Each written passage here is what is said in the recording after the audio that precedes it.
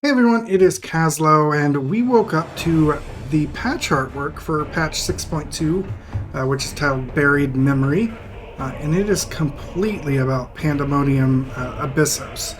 And so I thought we'd take a quick look at it and see what we can glean from it. There's some things that have got my head spinning, and some ideas, and then some really far out there theories as well. But let's zoom in a little bit on the image over here.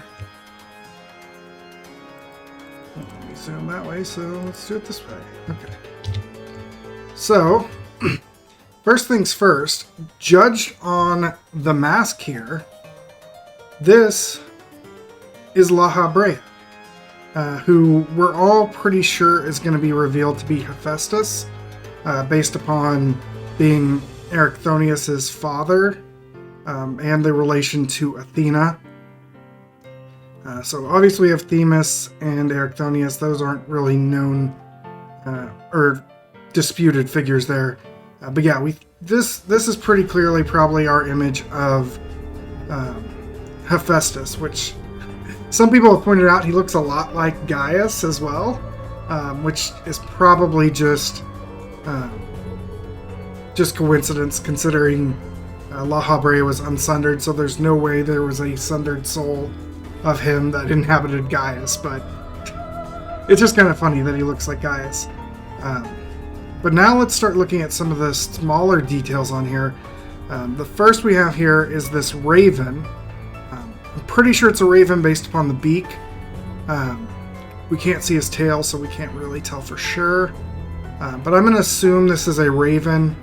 Ravens were associated primarily with Apollo in Greek mythology, although there is some association with Athena, so that kind of caught my eye as well. And they're generally considered messengers of the gods.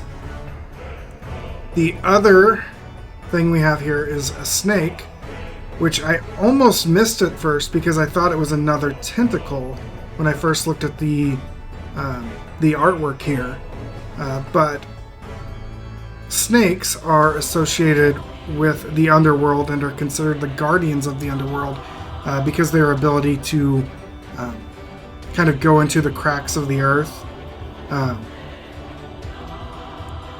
and also is associated with Erichthonius, who is said to have the lower half of a serpent in Greek mythology. So that might be tying into Erichthonius as well. Maybe Erichthonius and Athena represented right here, which means maybe the tentacles would represent Hephaestus, but that doesn't make any sense at all. And the tentacles really threw me for a loop. The biggest thing I could think of comes not from Greek mythology, but something more Asian and even Native American, which is the Caesalia, which are kind of octomen is the best way to say it. They have the lower half of an octopus and the upper half of a man, and are generally have ties to the Raven clan. So hey, look, Raven, octopus arms. I threw it there, but that can't be right. That's probably not anything worthwhile there. So I'm not sure if it's anything we need to pay attention to. It was just something I noticed early on, and I couldn't find any kind of Greek tie to the same thing. So, like I said, that's probably a long shot. For this next part, though, I want to rotate 180 degrees so we can see this figure.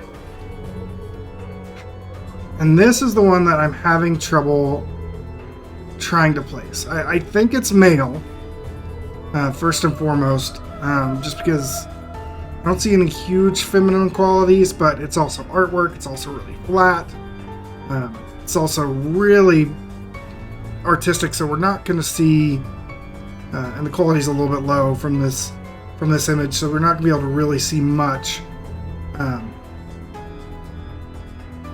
But at first I thought it was a reflection of Lahabrea and maybe the kind of madness in his soul. But I backed off that theory when I came across the fact that he still had this individual still has a mask, and it's just more of a standard Asian mask or an ancient mask than anything else, not something of the convocation because it's white. So I don't particularly know who this could be, but I have a really wild theory and then a wilder theory. I'll start with the wilder theory first, which is the Titan Pallas, who was defeated by Athena in Greek mythology. And the reason I think it might be Pallas is Pallas was the father of Scylla, or I don't know how to say it. It's also the same as the first boss from Circus Tower, the wolf-headed, like the multi-wolf-headed woman. But in Greek mythology, she also had the lower half of an octopus instead of legs. So that could be what these octopus arms could be representing. And that tie to Athena, maybe from the underworld, Pallas is trying to get revenge on Athena through Lahabrea and Erichthonius. So that's my way out there theory. Probably has no chance of being right. The other one is wild as well and probably not right, especially because I would expect some different facial features. But that is Poseidon. Part of that comes from the fact that we've got these octopus arms, so we've got that tie to the sea. And Poseidon was another individual who fought Athena and lost. But out of that was born an individual named Erechtheus, which sometimes gets confused with Erichthonius. But Erechtheus also had ties to snakes, also had a lower half that was a serpentine body. So there's a lot of that same ties. So I'm saying there's a possibility this could be Poseidon. There's a possibility it could be Pallas.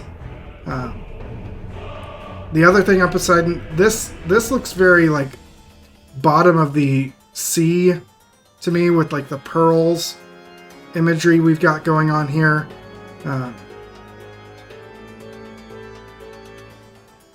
And the algae like vegetation we've got down here. So that's another idea I'm kind of having in my head, but that's everything that I could really kind of suss out of this patch artwork. I'd love to hear your theories in the descriptions below. Oh god, I just realized he also has some reddish hair, so he could be... It's arguably he could be a younger version of Lahabrea, but that's still... We don't know what's going on with these octopus legs then. Okay, I was about to render the video, and then I was doing some more reading on the Cicalia, the octopus people of Native American and kind of Asian mythology, and I might have come around on that being a part of this. Alright, stick with me because this might be a little bit wild. They are said to have red eyes and glowing pupils. And one of the most famous stories involves kind of this confrontation between the Raven clan and Raven people and a octopus woman. In that the octopus woman attempts to drown the Raven, and at one point the Raven gets overcome with lust and tries to rape the octopus woman. All of that kind of tied into also that background of Hephaestus and Athena, where Hephaestus was overcome with lust and tried to rape Athena, which resulted in the birth of Erichthonius. So it would kind of be a role reversal there, where instead of the raven attempting to rape the octopus, it's the octopus attempting to rape the raven. Now, the big holdup here. Actually, before we get to that, the other thing is, if we think these tentacles are tied to this individual as the lower half of their body, one of the other things are talks of involvement of kelp and coral, which you can almost make that think that stuff back here is that same as kelp and coral. So it ties even more into that mythology. Now the question is how does this relate to Lahabrea, who is fire associated, when we've got this octopus creature of the sea type character, which would obviously be more water related. And I think it's because it's a reflection. I think this is a reflection of maybe how Hephaestus has buried the memory of who he used to be, and that reflection of his old self. And so the reflection of fire effectively being water would make sense. The reflection of the raven raping the octopus, when for him it was the octopus raping the raven, with the raven representing Athena. That's the... I came across that, it just started hitting my mind. I was about to publish a video and had to stop myself because I wanted to at least get that little segment in before we get this video out. Yeah, we're gonna go back to the original outro. I'll see y'all later. Like I said, that's all I could really see in this patch artwork, tying it back to Greek mythology. I'd love to hear what you have to say, but if you want to see more theorizing like this and some analyzing once patch 6.2 releases, be sure to click that subscribe button. You'll get to see all these videos like this whenever I release them. I've also got links in the description below to my Twitch channel, my social media, and my Discord if you want to be part of the daily community there. But until next time, I'll see you guys. Take care.